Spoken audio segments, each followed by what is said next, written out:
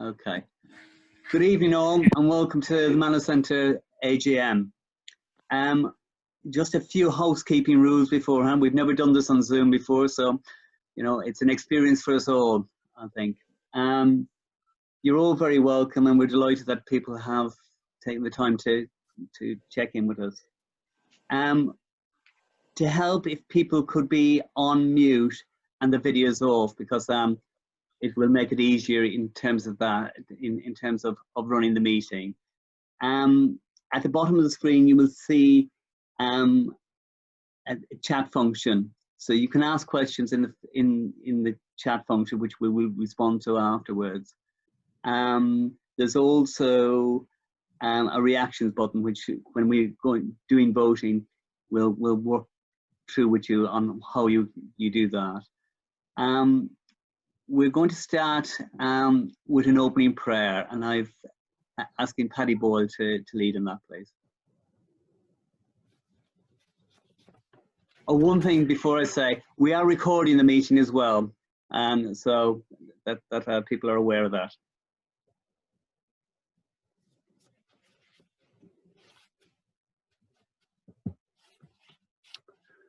Okay.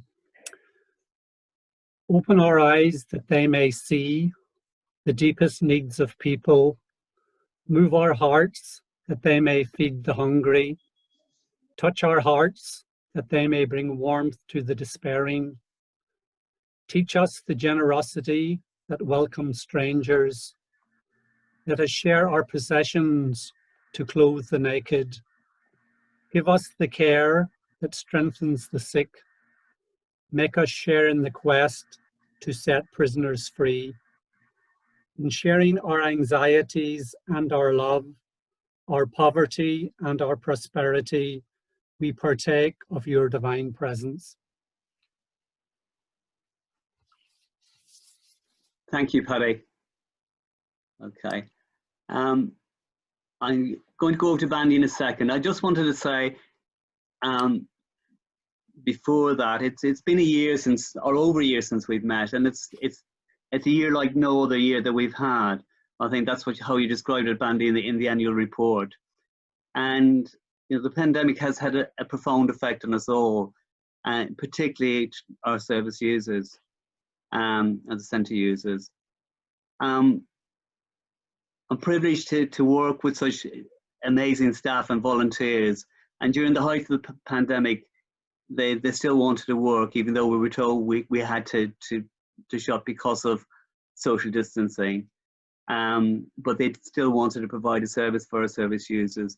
And it's huge credit and the hard work that they put in that we were able to offer a takeaway service and also still give support and advice. I'd also like to thank our funders and supporters who stayed with us through all this difficult period. And sadly, we know with the impact of the economy that more people are going to end up homeless in the next 12 months. So we know our need is still there. Our aim is to keep the services safe, and we continue to take care of each other during this difficult time.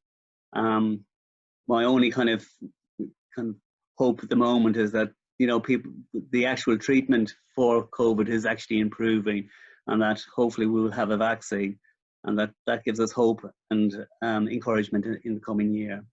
So I just want to thank all the staff and the volunteers for the work over the last year. So I've been it's been a privilege to work alongside these people on site. Andy, over to you to Director's report. Just to echo what the chair said, what Charles said, thank you to everyone who has logged in tonight to be part of the AGM. It's been challenging for all of us, and at the Manna Centre, it has been no exception.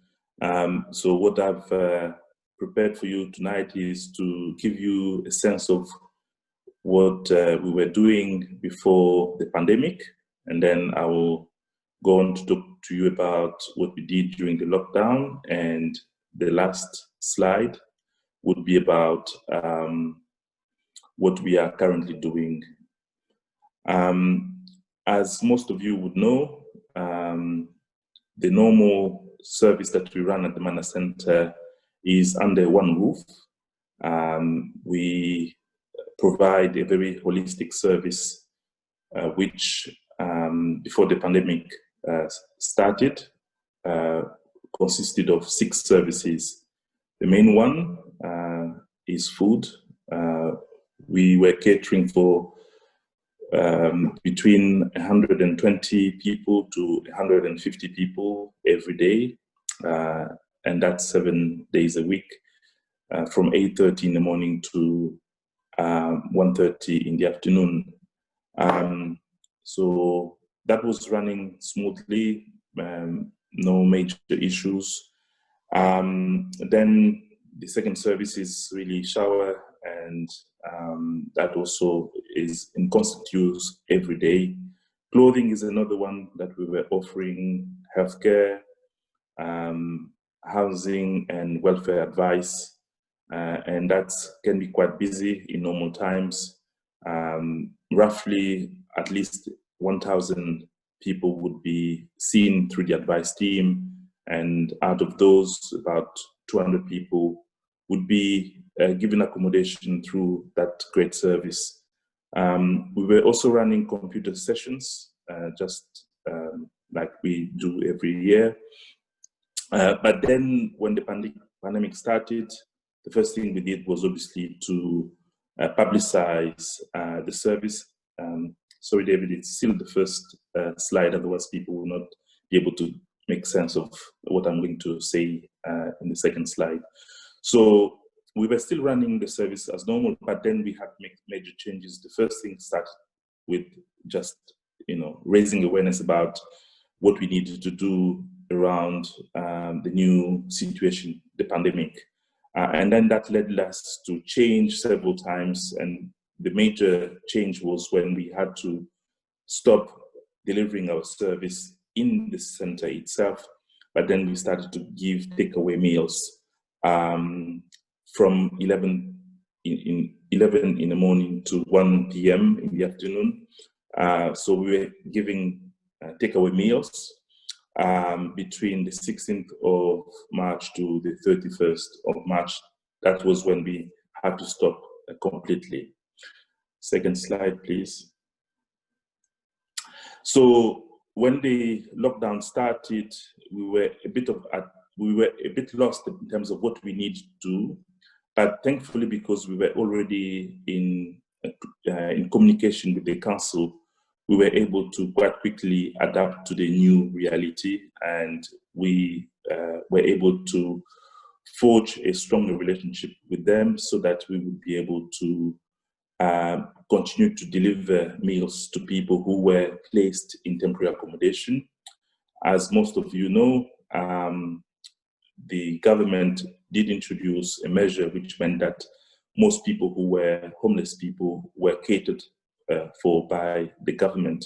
Most of them were placed in hotels across London, but there was a number of people who were placed in temporary accommodation with no catering facilities. So the deal we had with Southern Council was that we would cook the food and they would help us to deliver that food to people who were in temporary accommodation. That worked well because we've never worked with Southern Council in that way, and there were not any major issues. And I would like to pay tribute to all the workers that were involved on the council side, and also to thank Ian Swift, who is the head of Southwark Housing Solution, who made it easier for us to be able to operate in that way. But also alongside that, we were still able to run a helpline, which meant that people who were still rough sleeping could still contact us, and we would then be able to make the right contacts with those who could help them. So that's worked quite well. And still during the lockdown, people who could receive their mail through us were able to come and get their mail. Third and last slide, please. Now, once the lockdown was over, from the 1st of July, we resumed normal services in the center, but the only difference is that this time, as opposed to offering the service in the center itself, we still continue to give takeaway meals, but at the door. But we also took that decision because we felt that because the restrictions were being lifted, there would be people, maybe newly homeless people, who would need a place where they could come and get the service they needed. So we started to give takeaway meals at the door. The helpline became a site triage system, which meant that people who were ringing us were being assisted on the phone, but for those who needed one-to-one assessment or help, they were then being given an appointment so that people could come to the center in order to see an advice worker. What has worked for us is the fact that people can come to the center and be placed in front of a laptop in order to speak with an advice worker, and the advice worker is safely seated.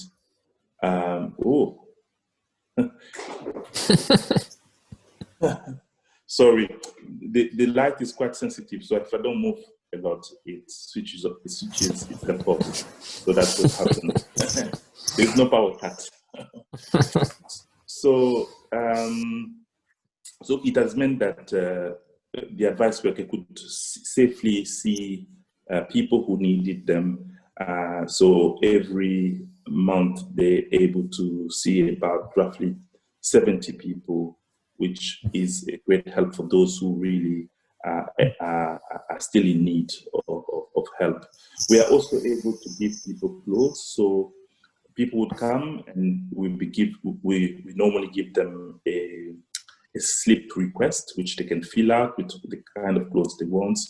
And then our volunteers, we still have a good team of volunteers who are able to sort out the clothes and give them out to people.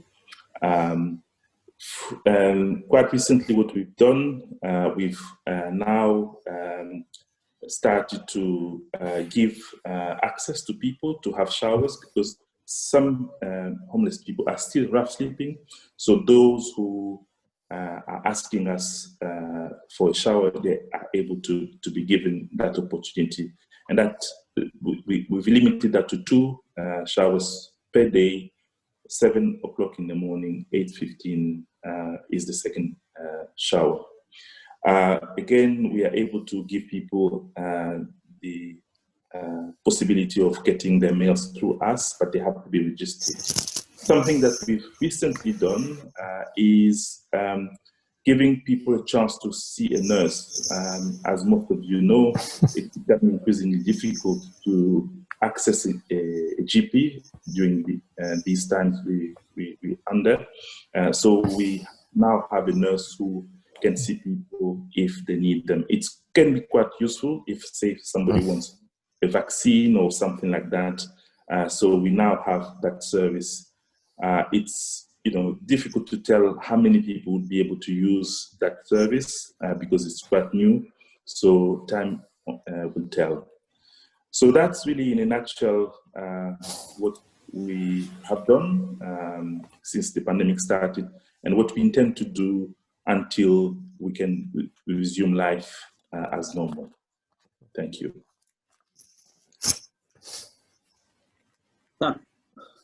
That's great, Bandy. Thank you for that. We'll take questions at the end of Bill, the Treasurer's thing, so we can do questions and answers at that point in time. Okay. Bill, can I ask you to give the Treasurer's report, please? Yes, happy to do so. I've got a couple of slides with some figures, as I'm sure you do all expect me to do so. So this is the report for the year to 31st March 2020. So in other words, the year that sort of, just finished with the pandemic and the centre shutting, as Bandy has described. But most of it was just a regular year, as you can see. Our income was a little bit up on the previous year, so it was 444,000. That includes, by the way, the money we get from the London Borough of Southwark. It also it includes all the donations that we get from trusts, from individuals, everything else like that, plus a sort of small value on sort of goods in kind that we receive, mainly food that we give out, as so on and so forth. Then, of course, our charitable expenditure, almost all of which goes on actually keeping the centre open and running, certain amount on fundraising, as you can see, but the prime cost really is on the salaries of the staff, together with obviously these days their pension contributions and that sort of thing. There's also a certain amount of greater money than we used to spend on the centre, because now we're in the new building, we have to pay for maintenance of it. We don't pay rent, just as we never have done, which is thanks to the Diocese of Southwark. But we do have to pay for centre maintenance. We obviously buy some food, not a huge amount, thanks to things like the harvest festivals and donations generally there, which is great. And also, one or two companies, Pret a Manger possibly being one of the best known, do give us a certain amount of food generally. So the result of all of that is that our expenditure last year exceeded our income by £46,000. And that meant that the reserves we had brought forward of 389,000 dropped, and we had 342,000 of sort of cash carried forward generally, together with a certain amount of assets in the centre. So things like our fridges and freezers, cookers and computers and that sort of stuff. Nothing massive, but a certain amount of money generally. So the sort of key point to take away is that, at the end of March 2020, our net cash, our debtors less the creditors, less the money we owed, amounted to £311,000. And you can see that's a little bit over 6 months running for the centre. So if you take those running costs of 490,000, divide that by half, that's about £250,000. So we've got a little bit over that, which is obviously great. So those are the results for the year. We do have fuller accounts. Something was published, I think, in the annual report that came out to everybody. They're also available, anybody who would like to look at it, and we, like everybody else, add them on the Charity Commissioner's website as well, so you can see how everything has really gone. So that was the year to 31st March 2020, a net loss for the year, but still, very positive overall. Now, on my next slide, let me just talk a little bit about what's happened since then.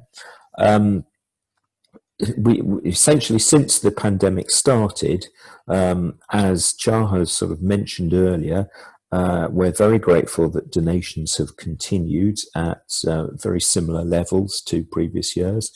Whether it's reasonable to assume that that's going to stay the same forever is obviously uncertain to all of us, particularly as the economy is not doing so well, and more people are sadly unemployed, and that sort of trouble is affecting many people. But nonetheless, very much want to say thank you to all the supporters for the donations we keep receiving.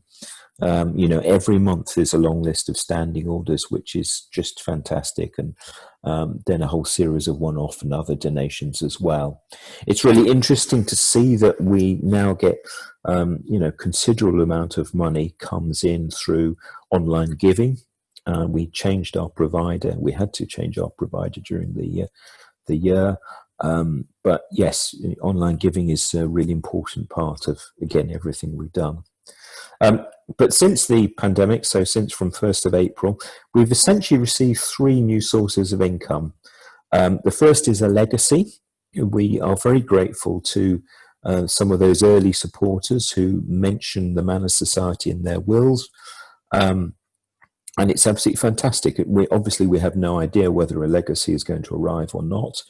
But it's probably fair to say that we certainly do receive some money in a legacy probably every other year, and that's absolutely been fantastic, and it's been a really important source of funds for the Manor. And so we've received one this year, which is just great. As Bandy mentioned, we also received some additional funding from the London Borough of Southwark for providing lunches. So when the centre was closed, we had 2 people in during the week cooking and packing, more than 100 lunches every day, which were then delivered by Southwark to people staying in temporary accommodation, usually in hotels, that sort of thing. And they paid us at cost price for that, which is, again, a really helpful support. Most of the other staff were on furlough, and we receive furlough money from the government, just as many businesses and other charities will have done as well. So we're very grateful for all of that. I think the result of all of that is that financially we continue to do reasonably well, which is really very helpful, and means that we've got a solid base to carry on providing all the services that everyone needs. I've just mentioned at the bottom there, suggestion for anybody who feels able to consider it. We are very grateful for legacies, and anybody who would like to mention the Manna Society in their will, we'd be most grateful if anybody able to do that was able to consider it. I fully appreciate that many people have family who need support, but we're also equally very grateful for the legacy support we occasionally receive, as well as the continual donations. So overall, I think it's been a very good financial year. We have the financial strength to carry on providing all the services that Bandy's outlined, and will continue to do so, and are very grateful to all our supporters. So with that, let me hand back to Char. Thank you, Bill. That is really good news, and it is fantastic that people that have been involved with the Manna Centre for 35, 36 years have remembered us in their wills, and it's been I'm again, we're blessed in people actually think of us in this way. So any questions? I assume, David, people can put up their hand on computer, and you can unmute them at that point in time.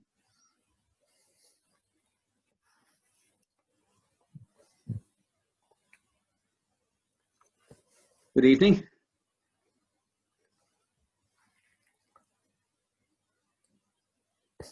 Hello, Paul. Are you unmuted?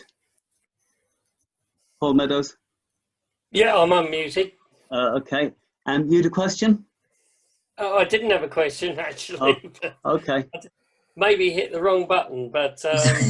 Your hand is up, okay. Sorry. Nevertheless, yeah, I would say I'm from the Worshipful Company of Couriers, and we merely come in on the last Saturday of the month, and it behoves me to try and ensure that we get 2 volunteers each month, and it's a privilege to be able to do this. And we meet Arthur and all the other staff on a regular basis. I may be in once or twice a year, but with COVID, like others maybe, I've got underlying health conditions, so I haven't been up to London since the beginning of the pandemic. But I would mention Christabel, who is, I believe, on the call today, and she's volunteered on a couple of occasions. She lives in London. She's comfortable with travelling across London, and I'd like to thank her publicly for her support at a difficult time. And there is Christabel. So thank you, Christabel. That's it's a pleasure. It's nice to sort of be useful and be able to help out, and I think it's fantastic that you've managed to keep going, because I think that's really important. And you know, it's changed. Rather than doing the washing up, you're putting things in containers, but you know, you still feel that it's of value to someone. So you know, I've enjoyed it. Well, thank you, Christabel, because without volunteers, we can't function really in the same way. And it's been, again, I've been amazed at the people that have been volunteering for years in the Manna Centre as well. It's a credit. And I think it's been really difficult, because I think volunteers have wanted to come in, and we've not been able to, because of social distancing, we've not been able to have people in the Manna Centre. It's not the same, you know, happy family really that we previously would wanted to be. But I think we will get back there again. I think. Oh, I'm sure we will. Yeah. Yes. Anybody got any questions for Bandy or for Bill? I have a question. My name is Diana. Hi, I am in the United States. I had the privilege to serve and talked with Patty and talked with Bandy, and I had just yeah. I wanted to know. I also volunteer here in the U.S. For a very long time with a nonprofit homeless shelter, and one thing that I found that was really helpful was that they asked collaborations from churches. And I wanted to know if that has been done with Manna Society, and wanted to see if the congregations would donate foods or donate their time to volunteer, especially during crisis times, when I know a lot of our homeless friends here in Denver were just, you know, distraught from mental health issues. So I wanted to know what's it like there? What's the scope there? I'm going to ask Bandy to respond to that question, because I think, I know we do an awful lot of work with local churches, and we have done for all the time since I've been involved at the Manna Centre for the best part of 25 years. So Bandy, do you want to respond to that one? Yeah, we get a lot of support from churches. We wouldn't actually be able to function without like the Roman Catholic Church that gives us the building where we operate from. And we also do have Harvest Festival, which is the time when we get the greatest amount of food that we use throughout the year. During lockdown, we were still getting support from a lot of churches, including several that were making lunch sandwiches for us and giving us the sandwiches, which we were able to put in the food parcel that we were giving to people who were in temporary accommodation. So and we also a Christian organization, so you know, we can't really, the Christian community has, you know, has always been part of what we do. So yeah. That's so good to see. That's so good to know. I'm really happy to see that, because it's been hard here as well. So I'm very happy. It's been good in finding a lot of support. So good to know. It's true. Hello? Hello? Hello. Can I just put a word in? Yes, sure. Sorry. Yeah, I mean, the church has always been involved. Nanette French came to St. John's Church in Epping circa 1982-83, and what she had to say then just absolutely stirred me.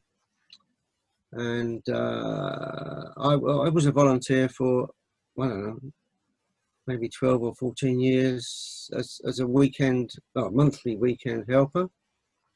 And I just love what you do, and I try to contribute what I can, and I think you do a fabulous job. That's all I have to say.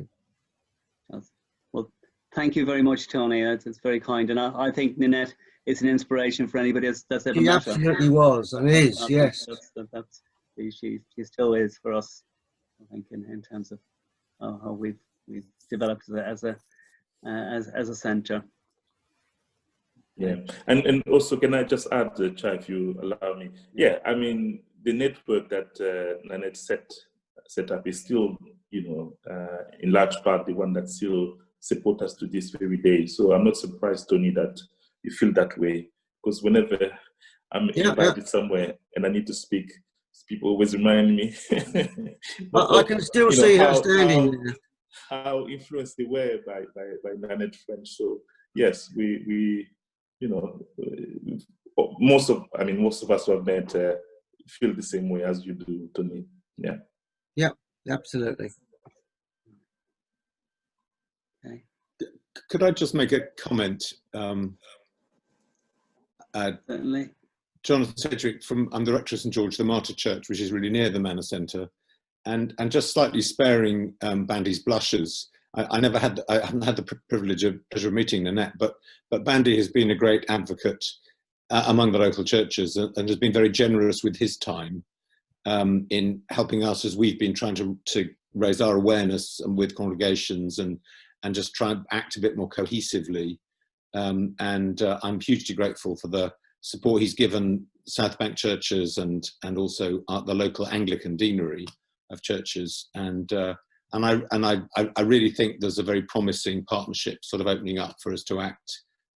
I mean, I know the church connections go much wider than the very local ones, but to act bit more in concert with some of the local churches as well. So I'm a big supporter of what the Manor Centre does, but I'm hugely grateful to Bandy for his quite inspirational leadership and being prepared to come and and get involved and raise awareness.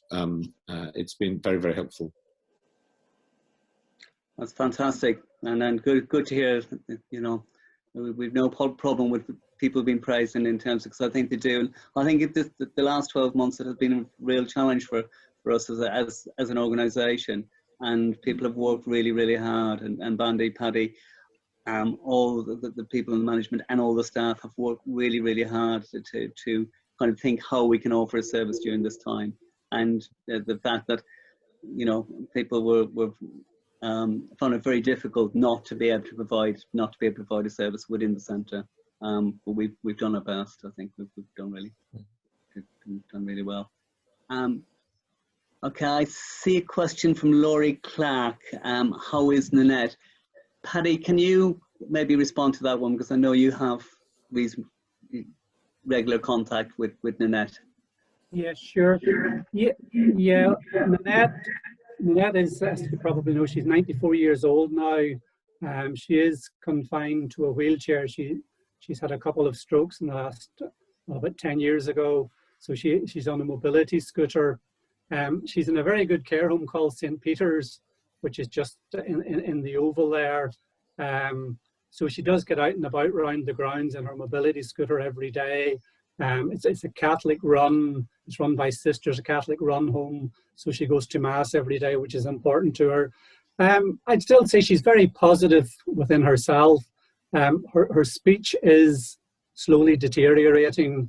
And it's especially difficult if you have to, at the moment, you can't visit because of COVID-19. It's quite difficult to have a conversation on the phone with her. But all in all, within herself, all things considered, I think she's, as well as can be expected for a 94-year-old, really. Thanks, Paddy. Okay. Anybody got any other questions for Bandy or for Bill? Okay. Well, we'll leave the chat chat open, and people can actually come can ask again at the end as well, and I'm sure we'll be around for a few minutes at the end if people want to ask anything further. Okay, so we come to the formal matters of an AGM. So firstly, apologies for absence. I think, Sarah, you've got a list of people that we know already that are. Anybody else got any apologies? Sarah, do you want to give us the list you've got already? So no, Nanette is one of the people that has given her apologies. Okay, so the apologies that I've got are, I have Nanette French, Doreen and Reg Martin, Audrey Barker and Rhiannon Hughes. If people can either put in the chat line if there's anybody else that wants to send their apologies, we can document it at least. The next matter is approval of the minutes from 2019 AGM. Now, if you go to the bottom of your screens, if you're used to doing this, it's fine. I haven't done this too often. We've practiced. There's a button called the reactions, and before we actually things, if you press on reactions, you can go give a thumbs up, and that's me giving a thumbs up there. So that means you approve of the actual the minutes or whatever. So we'll take that away again. Goes off, yeah. So if I ask people to, I don't know if people have looked through the minutes and stuff like that. That's a year ago. Well, it's more than a year ago because we delayed it until we usually have it in September. We later this year just due to COVID. I've read them, and I'm sure other members, the committee members, have read them as well. They're true reflections, so I'm going to give it a thumbs up. But if people can actually do that, we can record that they're read and agreed. Okay. Is that okay, David? We got them. I assume it is. So the next thing we need to do is approve of the accounts for the year to the 31st of March 2020. Now Bill's already gone through that, and he's and there's a more detailed record in the actual in the annual report plus the things. But again, we need to agree that these are true record. So again, you need to do your reactions and give us a thumbs up if that's okay. Okay. Thank you. And now we come to the election of the committee for 2020-21.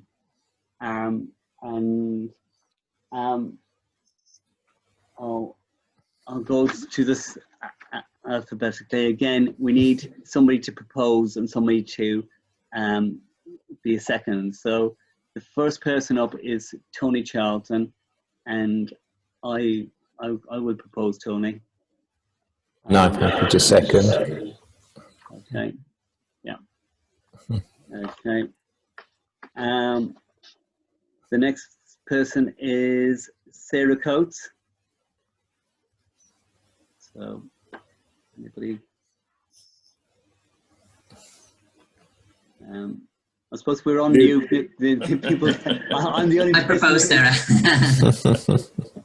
Okay. And I second Sarah. Okay, good. Okay.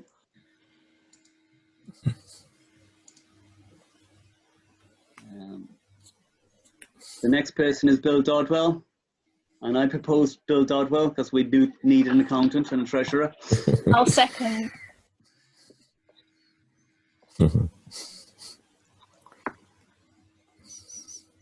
The next person is Nanette French, who we've spoken to quite a bit tonight. So I'll propose. I second. Thank you. The next person is David Menzies, who's running this Zoom call. So thank you, David. So I propose David because we need somebody that can do this. And I'll second. Okay. The next person is me, so I can't do anything in this one. I'll propose you, Charles. And I'll second. And just checking, is Sarah able to follow that? Yeah, I've got them all so far. Okay, thank you. And the next person is Alex Waitman Hatton. I'll propose Alex. I'll second it. Second Alex. Thank you. Okay. So, and it's probably just worth saying at this moment that Father Michael Cooley has decided to step down from the committee at the AGM. And so we want to thank him very much for his service for several years. He's obviously retired, as many people may know, and no longer in the parish next door to the centre. But yes, he's given many years of great service, and it was really helpful to us in the transition from the old building to the new building. So I'm going to go over to Margaret Shapland now to Char, we just need to get people to approve the committee as a whole. Thank you. The thumbs up, so sign again, please. Yeah, so we need to, we can go back to the whole list, yes, and do a reactions, yes, to, yeah.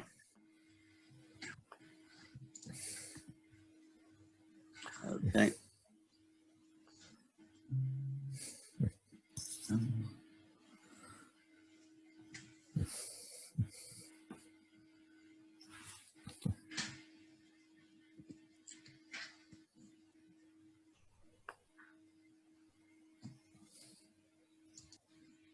Okay.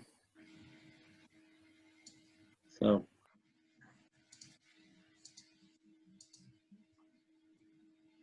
Okay, so are we good, David? We're good. Yeah, okay. So I'll ask Margaret to introduce one person's story now and tell us a little, introduce Noble, okay? Okay, thank you, Looking Charles. forward to this bit. Right, I'm delighted to introduce Noble, who we've known for a number of years as a volunteer and a user of our services. He's been on a remarkable journey out of homelessness, and so I'd like to hand over to Noble so he can tell you all about it. So Noble, the floor is yours. Thank you very much, Margaret, and everybody. My story really began when I first came here when I was about 18 years old, and I came to this country as a student. I studied for maybe 5 years, and in between studying, I was also working. And then from 1981, I took up a job, and I've been working from 1981 to 2005. And then around 2005, I was in a very good job. And then suddenly about March 2005, things just changed around me. Suddenly I could not work. I was told that I could not work. I could not receive any benefits. Everything was cut off from me. And so for the next few months, I managed to rent a place, but I only managed to go maybe for 4 months with the little I'd saved, I put aside. And then effectively, from then on, I became homeless. And but for the first, well, for 9 months, I slept in the woods in Lee Valley. I never slept outside in my life, and I was not prepared with a sleeping bag or anything or any other experience for sleeping in the winter. But I managed to find ways. And food, I was unaware of any day centers, and also at that point, I had not actually declared myself as destitute. So it's very difficult unless you suddenly accept your situation. It is very difficult to know what to do next. But at that time, I just took it that, because the word that came to mind is that I became a tramp, because that's all I knew anyone who was homeless before, because I never met anyone homeless personally. So, and it took me 9 months of sleeping in the woods. And then someone who was also homeless spotted me and took me to one of the day centers in Victoria. And there, for the first time, I had hot food. I had not had hot food for at least, maybe 6 months. I mean, everything I ate was cold. When I was living in the bush, I used to walk around to find food. To get food, I used to pick change on the street. Any pennies dropped on the street, I picked up. And when I have enough, I'll go buy a tin of beans or a tin of ravioli, or anything that was under 20 pence. So for 20 pence, I managed to get myself the day's food. Water, drinking water was quite difficult as well. So sometimes I go for hours without, drinking water. And also in the woods, there was also wild fruit and some apples, pears, which were, for some reason, still good in the winter. And then when I got to the day center in Victoria, I was there for about 3 weeks. And when you register to use them, the first thing they do is you are interviewed for about 30 minutes. And at that point, the only thing I was thinking of is warmth, because this is the first place I was allowed to go in. And I was hungry. I had no money to buy any food. And I was interviewed. It's okay for 3 weeks. And then in the 4th week, went into the center on a Monday morning. I was pulled up for an interview, which I thought was all right. And then the next day, a different person interviewed me as well. And I was interviewed week. And on the Friday, I was interviewed 5 minutes before the center shut. I was told I was no longer welcome to the center, and no reason was given. I was just told, you're no longer welcome, don't come back. So somebody else gave me the address for the Manna Center, and I managed to find my way to the Manna Center. So when I came to the Manna Center, you can imagine I was very nervous. I just kept myself to myself, kept a very low profile, because I was worried that this is the second center and the only one I knew. So for a few months, I'll just eat and be quiet, because worried that I might get in another interview and somebody might start asking me questions. And so after a while, I realized I became comfortable, and the people were very friendly, they're very welcoming. Nobody bothered you about names. Nobody bothered you about, have you got any national insurance number? Do you work? Do you do that? Mental health? No one asked. So I became, very comfortable. And after a few months, I was actually asked to volunteer, which was a bit of a shock, because I wouldn't trust myself at the time anyway. So, it was very important, because that was the beginning of me trying to manage my mind, because before that, I used to go around, after the center, I chase around for food and all that. And I started to look after myself more. I don't mean the stomach or clothes. I mean, the mind is very important, because I had something to do. I took it very seriously, like a job. And also the Manna Center took me very seriously, because at least, you know, to be trusted by an organization when you've been nobody. And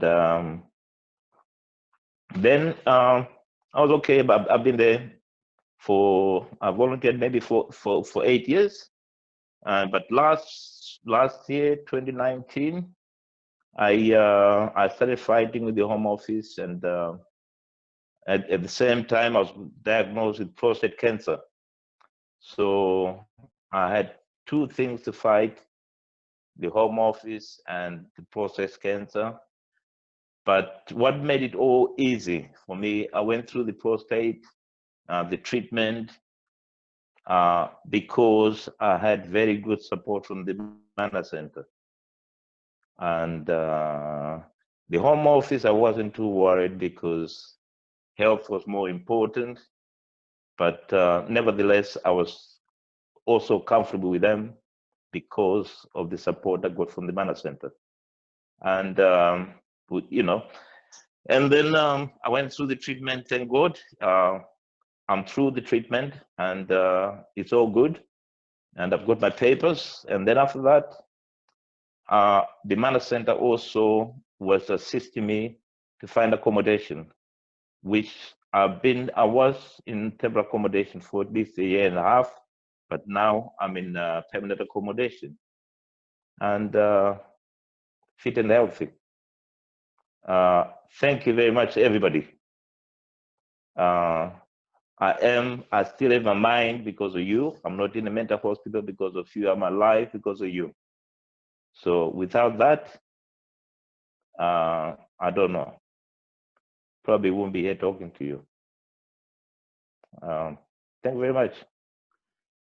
No, well, that was fantastic. Thank you for sharing that with us, and I think it just reinforces the you know, the great work, and also that the Manna Center is not there just for 5 minutes. It's been there for years for people, and I'm really pleased to hear that. And but you've been a volunteer there as well. So you're part of this. You're part of, you know, you're part of us, really. Well, they're still here for me now because all these years, 15 years, it's a long time. You think you're up to date, but you know, even today, there's things which 15 years ago I would have done by myself. You know, so the Manna Center still helps. I'm still there. Well, Thank you. No, thank you, Noble. Thanks for sharing it. That's really, it brings it home what we're trying to do here, at least. We're trying to be for people. Okay. Does anybody else want to make any comments before I ask Paddy to lead in the closing prayer? Okay. As I said, I'm sure a number of us will be around on the call for maybe 5 or 10 minutes after, if people want to ask any questions or have any other things they want to say. Unfortunately, we can't have tea and coffee, which we normally would do at this point in time. So Paddy, can I ask you to do the closing prayer? I feel that we need to join in with you this time, and we need you saying it on your own. Okay. Lord Jesus Christ, Son of the living God, Comforter of widows, Washer of feet, show us care for each other, teach us to love as you did, unconditionally, unilaterally, without fear or favor, pride or prejudice.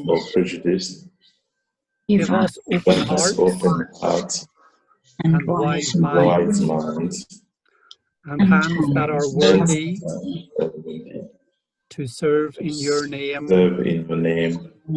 Amen.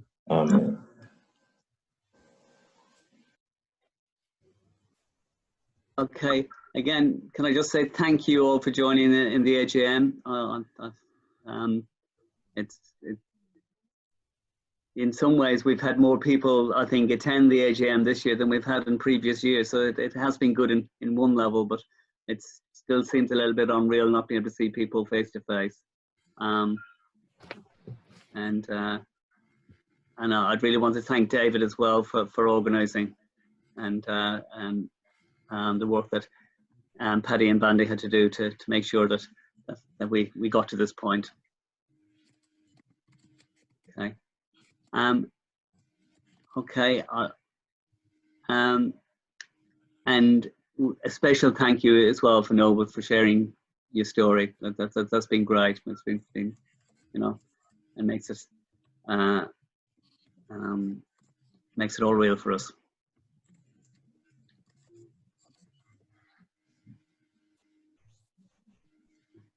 Okay. And thanks, Diana. It's great to have somebody from overseas joining us as well. And we will invite you again. Okay, well, I will close the meeting this time, but if people want to hang back and ask questions or whatever, please feel free to do so.